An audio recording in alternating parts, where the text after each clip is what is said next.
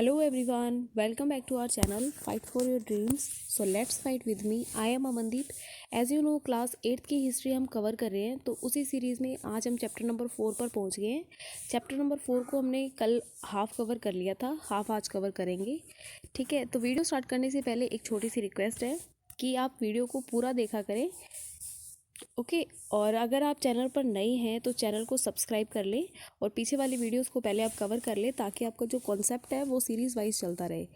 ठीक है, स्टार्ट करते हैं। औपनिवेशिक शासन से आदिवासियों के जीवन पर क्या असर पड़े। कल हमने इसी चैप्टर में देखा था कि जो आदिवासी थे वो किस तरीके से अपना जीवन व्यतीत कर रहे थे। कुछ आदिवासी तो घुमंतू जीवन जी रहे थे, जैसे कि झूम खेती किया करते थे। कुछ आदिवासी पशुपालन के हिसाब से अपना जीवन यापन करते थे। ठीक है, बहुत सारे जो आदिवासी थे वो लोग वन उत्पादों को बेचकर अपना जीवन चलाया करते थे और कुछ ने तो नौकरियां करना भी शुरू कर दिया था। तो जब औपनिवेशिक शासन की हम बात कर रहे हैं, आधुनिक भारत के इतिहास की बात कर रहे हैं, तो औपनिवेशिक शासन का उन पर क्या असर पड़ेगा, क्या असर उनके जीवन पर पड़ा। तो ब्रिटिश काल के दौरान आदिवासी समूह का जीवन बदल गया। देखो, जो जो आदिवासी हमने कल कवर किए थे, जैसे घुमंतू आदिवासी है ना, पशुपालन वाले, और ये जो स्थायी खेती करने वाले थे, इन सभी पर असर पड़ेगा। हमने उन सबको पहले देखा था। आज हम देखेंगे कि उन सब पर, उनके काम पर क्या असर पड़ा। आदिवासी मुखिया का क्या हुआ। देखो, अंग्रेजों के आने से पहले बहुत सारे इलाकों में आदिवासी मुखिया हुआ करते थे और उनका बहुत अच्छा स्थान हुआ करता था, क्योंकि वो आर्थिक दृष्टि से काफ़ी स्ट्रोंग होते थे और अपने इलाके पर कंट्रोल करते थे। कई जगह पर उनकी अपनी पुलिस हुआ करती थी। जमीन और वन प्रबंधन के जो नियम होते थे, स्थानीय नियम, वो खुद बनाते थे। लेकिन जब ब्रिटिश सरकार आई उन्होंने आदिवासी मुखियाओं के आदिवासी मुखियाओं के कामकाज और अधिकार में काफ़ी बदलाव कर दिए।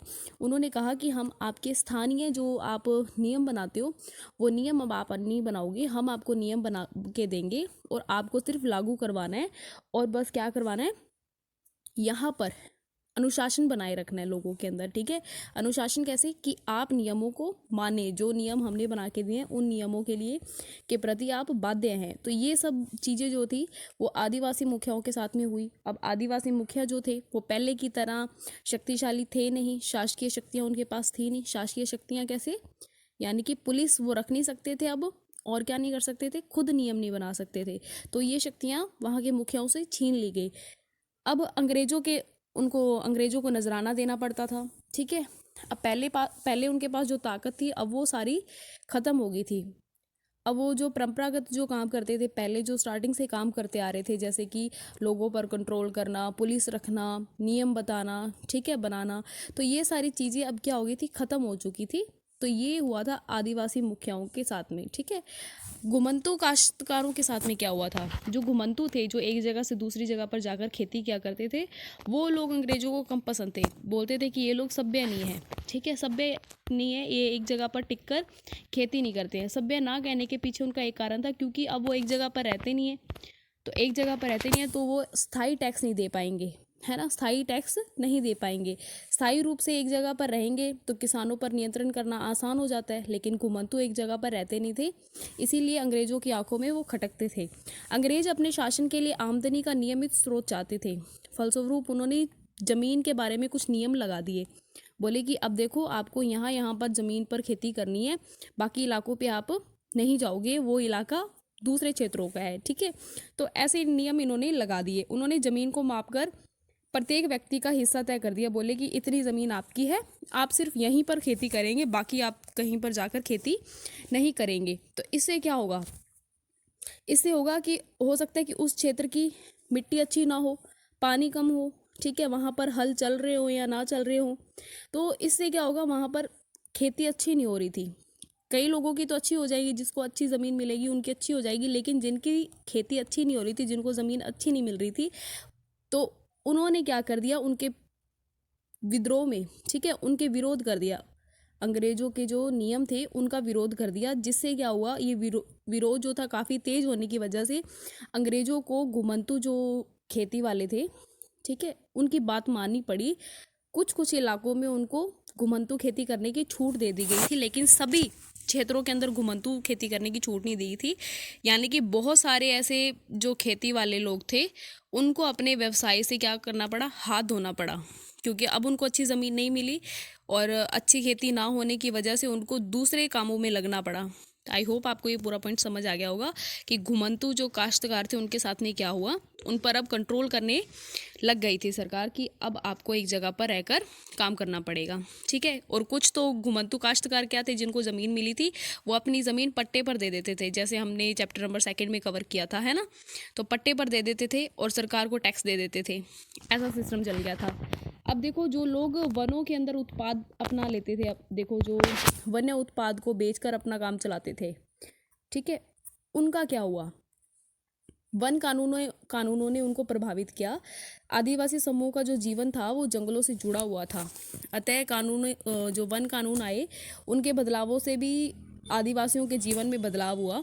अंग्रेजों ने सारे जंगलों पर अपना नियंत्रण स्थापित कर लिया, ठीक है। अंग्रेजों ने सारे जंगलों पर अपना नियंत्रण स्थापित कर लिया।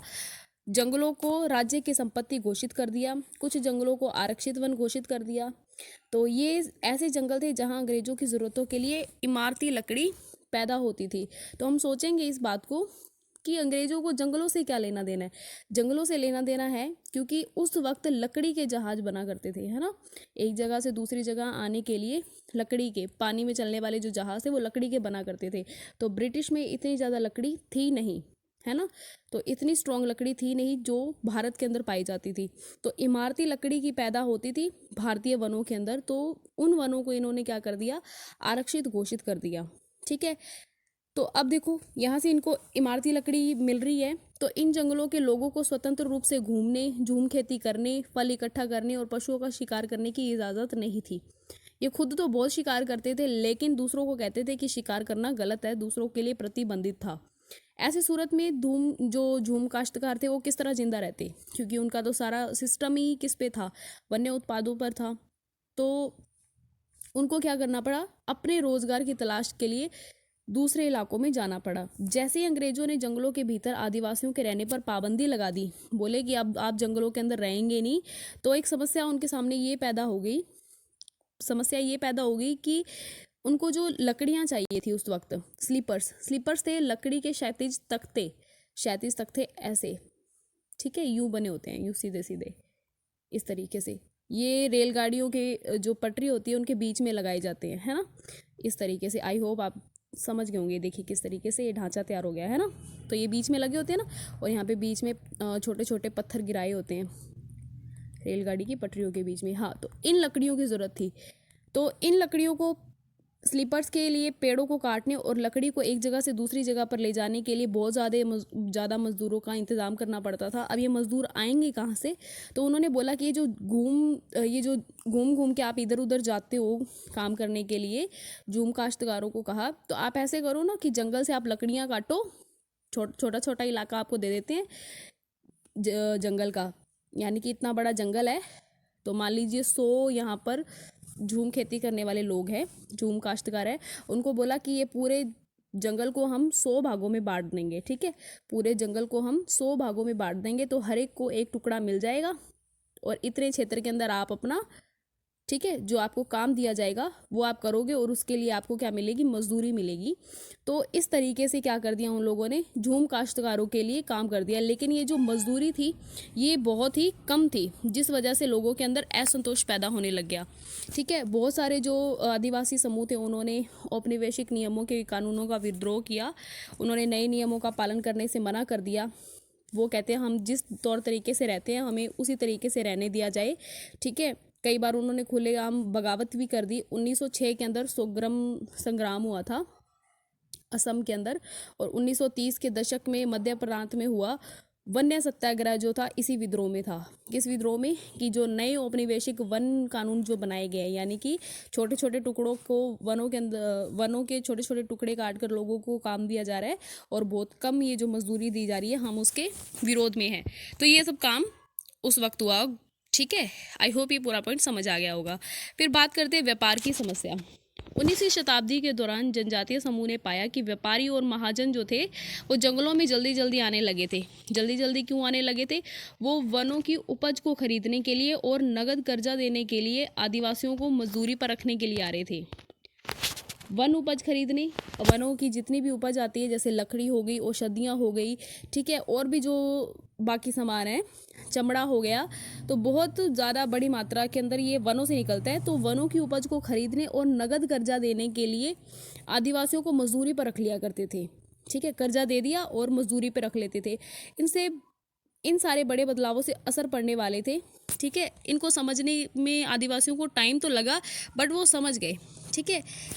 तो देखो, रेशम की अपनी स्थिति समझते हैं कि कैसे बदलाव आए उनके जीवन के अंदर। भारतीय रेशम की यूरोपीय बाजारों में भारी मांग थी। भारतीय रेशम की अच्छी गुणवत्ता सबको आकर्षित करती थी।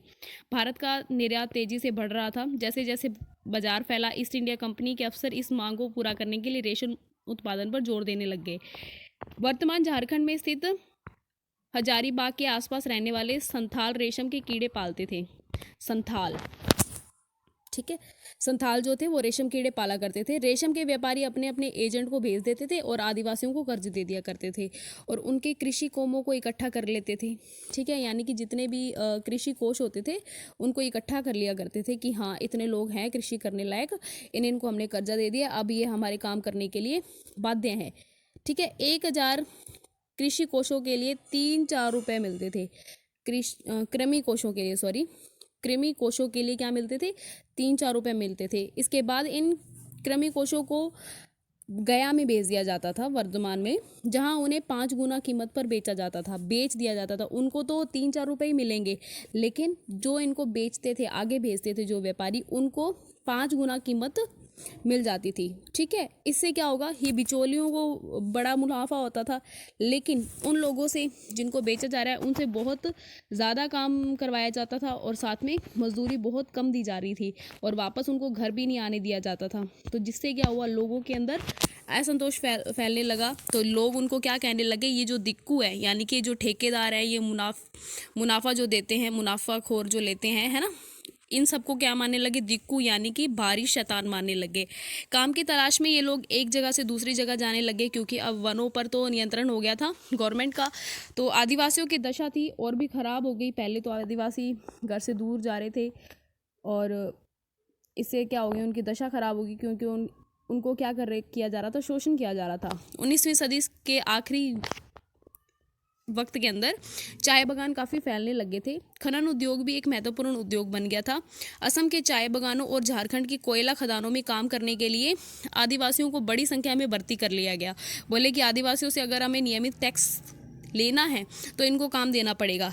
लेकिन काम दिया तो इनको काफ़ी दिया काम तो, लेकिन ठेकेदार इनको बहुत कम वेतन देते थे और घर वापस भी नहीं लौटने देते थे। और अब देखो, अगर ये उनका विरोध करते थे तो सरकार भी इनकी कोई हेल्प नहीं करती थी, वो ठेकेदारों की हेल्प करती थी, ठीक है। तो नज़दीक से देखने पर हमें क्या पता चलता है, नज़दीक से देखने ये पता चलता है कि भारत के विभिन्न भागों में जनजातीय समूह ने बदलते कानूनों और अपने व्यवहार पर लगी पाबंदियों, यानी जैसे वो जी रहे थे उन पर लगी पाबंदियों, नए करों और व्यापारियों और महाजनों द्वारा किए जा रहे शोषण के खिलाफ बगावत कर दी थी। 1831-32 में कोल आदिवासियों ने यानी कि जो, ठीक है, और 1855 में संथालों ने, जो ये रेशम कीट पालते थे, ठीक है। और मध्य भारत के बस्तर विद्रोह 1910 में हुआ। 1940 में महाराष्ट्र में वर्ली विद्रोह हुआ। तो अब बात करते हैं बिरसा जो हमने स्टार्टिंग के अंदर पढ़ा था, जिसे लोग भगवान मानते थे। बिरसा जिस आंदोलन का नेतृत्व कर रहे थे वो भी इसी तरह का विद्रोह था कि यानी कि वो लोग अंग्रेजों के ये जो नियम थे उनके विरोध में थे। तो बिरसा मुंडा के बारे में समझ लेते हैं, कौन था ये, कौन से स्वर्ण युग की कल्पना करते थे। चैप्टर का नाम है आदिवासी हमने समझ लिया किस तरीके से उनका जीवन प्रभावित हुआ औपनिवेशिक नियमों के कारण। और दिक्कू, महाजन और जो व्यापारी थे, है ना, जिन्होंने लोगों को कर्जा दिया आदिवासियों को आकर और उनका शोषण किया, उनको ये दिक्कू मानते थे। एक स्वर्ण युग की कल्पना, तो स्वर्ण युग बिरसा मुंडा के नेतृत्व में देखा गया था, ठीक है, कल्पना की गई थी। बिरसा का जन्म 1870 के दशक में में हुआ था, मध्य भारत में। उनके पिता थे गरीब, ठीक है। बिरसा का बचपन भेड़ बकरियां चराते, बांसुरी बजाते, स्थानीय अखाड़ों में नाचते गाते बीता, ठीक है। उनकी परवरिश मुख्य रूप से बोहोंडा के आसपास के जंगलों में हुई। गरीबी से लाचार बिरसा के पिता को काम की तलाश में जगह जगह भटकना पड़ता था। लड़कपन में बिरसा के अतीत में मुंडा विद्रोह की कहानियां सुन ली थी।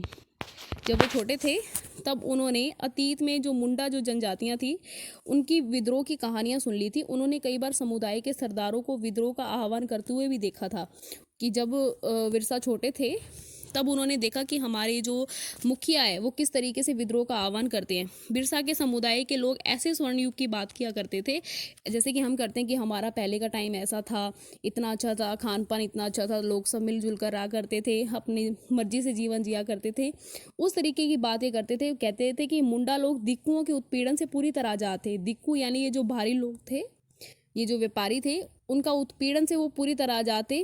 सरदार ये कहते थे कि एक बार फिर उनके समुदाय के परंपरागत अधिकार बहाल हो जाएंगे। वो कहते थे कि जैसे हम पहले जिया करते थे वैसे ही अब फिर से जिएंगे। वे खुद के इलाके के मूल निवासी के वंशज माने जाते थे और वो कहते हैं ये ज़मीन हमारी है, कोई सरकार की नहीं है कि ये सरकार कह रही है कि हमारी ज़मीन है। ये जो ज़मीन है ये हमारी है। हमारे वंशजों ने आकर यहाँ पर क्या किए थे, जंगल साफ किए थे, यहाँ पर आकर हमारे वंशजों ने खेती की थी, तो ये ज़मीन हमारी है।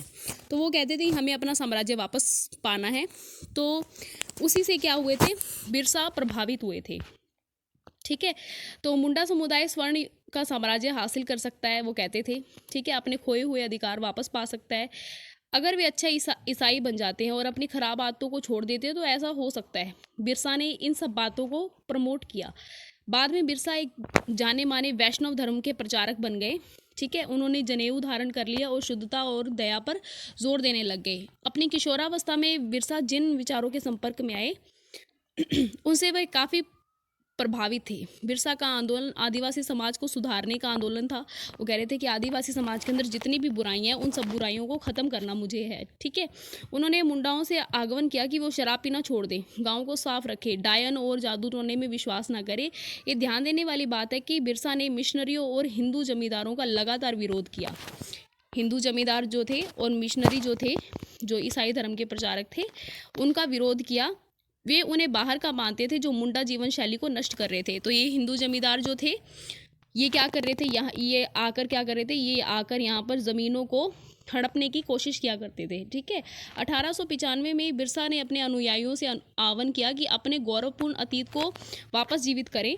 वह अतीत के एक ऐसे स्वर्ण युग सतयुग की बातें करते थे। वो कहते थे कि जब मुंडा लोग अपना अच्छा जीवन जीते थे, तटबंध बनाया करते थे, कुदरती झरनों पर वो कंट्रोल करते थे, पेड़ और बागान लगाते थे, पेट पालने के लिए खेती किया करते थे। तो ये जो युग था ये उनके लिए, हमारे लिए काल्पनिक युग है। तो मुझे नहीं लगता कि ये सब आदिवासी जीवन में होता ना होगा। ठीक है ना, अच्छा जीवन ही जी रहे हैं अगर वो अपनी मर्जी से जी रहे हैं, कुदरती झरनों में अगर वो रह रहे हैं, पेड़ बाग लगाते हैं, पेट पालने के लिए खेती करते हैं, तो ये सब तो हम देख ही रहे हैं। तो ये काल्पनिक युग की बात नहीं है, कहने को चाहिए काल्पनिक है, लेकिन उनके जीवन के लिए छोटी छोटी खुशियाँ भी काफ़ी बड़ी है। ठीक है, हमारे लिए वो कल्पना से भरी हो सकती है। उस काल्पनिक युग में मुंडा अपने बिरादरों और रिश्तेदारों का खून नहीं मानते थे। ठीक है, खून नहीं बहाते थे। वो कहते थे कि हम अपने हक के लिए अपने रिश्तेदारों और अपने बिरादरियों का खून नहीं बहाएंगे, ईमानदारी से जिएंगे। बिरसा चाहते थे कि लोग एक बार फिर से अपनी ज़मीन पर खेती करें, एक जगह पर टिक के रहें और खेतों में काम करें। अंग्रेजों को बिरसा आंदोलन के राजनीतिक उद्देश्यों से काफ़ी ज़्यादा परेशानी थी।